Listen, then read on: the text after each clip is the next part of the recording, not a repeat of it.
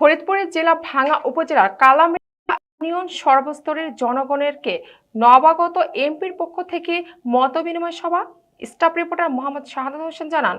ফরিদপুর জেলার ভাঙ্গা উপজেলা কালামৃধা ইউনিয়ন পরিষদের হলরুম সাবেক সাধারণ সম্পাদক জাহাঙ্গীর ব্যাপারীর সঞ্চালনায় কালামৃধা ইউনিয়ন বিএনপির সিনিয়র সহ সভাপতি মোশাররফ হোসেন মাতব্বরের সার্বিক তত্ত্বাবধানে কালামৃধা বিএনপির সাবেক সভাপতি লিন্টু আকনের সভাপতিত্বে সর্বস্তরের জনগণের সাথে নবাগত এমপির পক্ষ থেকে মতবিনিময় সহ অনুষ্ঠান অনুষ্ঠিত হয়।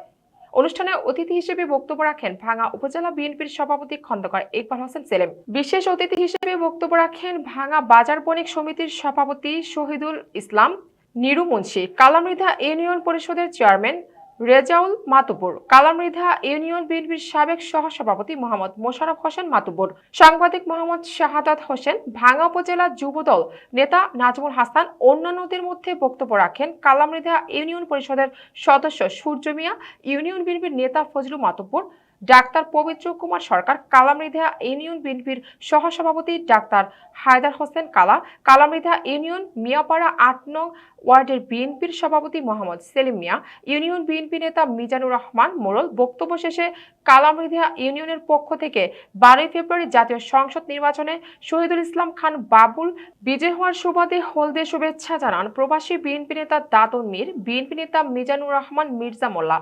মহিম বিলুয়া, মানিক মিয়া, ইউপি সদস্য খোরশেদ মাতুব্বর, শরীয়তুল্লাহ, মিল্টন মালো, মহাসিন মাতুব্বর।